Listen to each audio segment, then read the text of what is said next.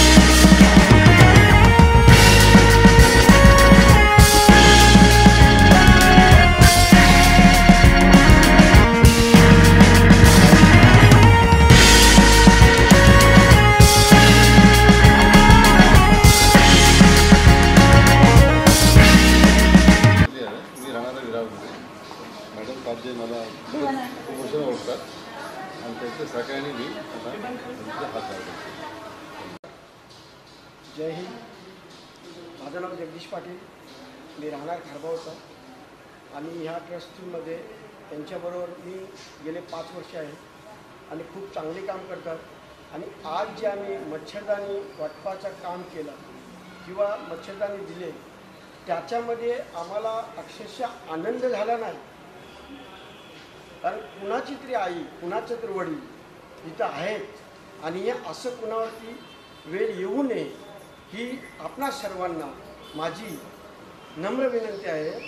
आणि आम्ही दिलं किंवा आम्ही मदत केली हे तुम्ही करा त्यांच्यासाठी। आणि सर्वात महत्त्वाचं म्हणजे आपल्या आईवडिलांना आपल्या घरी ठेवा आणि आनंदात ठेवा, यासाठी पुन्हा आणि वसई विरार नगरपालिकेचा मी खूप खूप आभारी आहे। हे जे आहे रात्र निवारा, हा जो रात्र निवारा आहे तो वसई विरार महानगरपालिकेने दीनदयाळ अंत्योदय सरकारी योजना आहे, त्याच्या अंतर्गत वसई विरार महानगरपालिकेने हा रात्र निवारा बांधलेला आहे। या रात्र निवारामध्ये विरार गावातील किंवा इतर गावातीलही काही जे नागरिक आहेत गोरगरीब ज्यांना राहण्यासाठी घर नाही ते या रात्र निवारामध्ये राहतात आणि राहून त्यांचा काहीतरी उपजीविका किंवा त्यांना काहीतरी मदत किंवा त्यांचा वेळ जात नाही, तर त्यासाठी त्यांना नगरपालिका अशा कागदी पिशव्या बनवण्यासाठी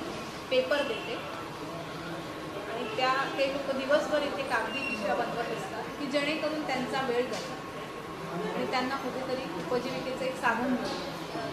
त्यांचं राहणं इथेच असतं, खाणं पिणं इथेच असतं आणि हे सगळ्या केलेला हा सगळ्याला प्रयत्न केलेला आहे आमचे विरारचे आवडते लोकनेते श्री हितेंद्रजी ठाकूर यांच्या प्रयत्नाने, यांच्या सहकार्याने या रात्रशाळेची स्थापना झालेली आहे आणि इथे आता जवळजवळ 40 ते 42 असे पुरुष आणि महिला गोरगरीब त्यांची राहण्याची व्यवस्था महानगरपालिकेने केलेली आहे. त्यांच्यासाठी व्यवस्थित खाटा दिलेल्या आहेत. त्यानंतर त्यांचं खाण्यापिण्याचं 2 टाईमचा नाश्ता, जेवण अशा पद्धतीने महानगरपालिका नेहमीच कार्यरत असते. आणि आमच्यासारखेच अनेक काही संस्था, सामाजिक संस्था की त्यांना मदत करत असतात. गेल्या वेळेस आम्ही त्यांना कपड्यांचं वाटप केलं आणि यापुढेही आम्ही करत राहू की त्यांची जी काही गरज असेल ते आम्ही करण्याचा प्रयत्न करू. कारण आपल्याला आईवडीलच ते आपले दैवत असतात. ठीक आहे, त्यांच्या काही समस्या असतात, पण आपल्या निदर्शनात जेव्हा येतं की असा कोणाचा तरी प्रॉब्लेम आहे, तर मला असं वाटतं की अशी मदत प्रत्येकाने केली पाहिजे. माझे 2 सहकारी आहेत, त्यांचे मी खूप आभारी आहे की ते माझ्याबरोबर मदतीला धावतात.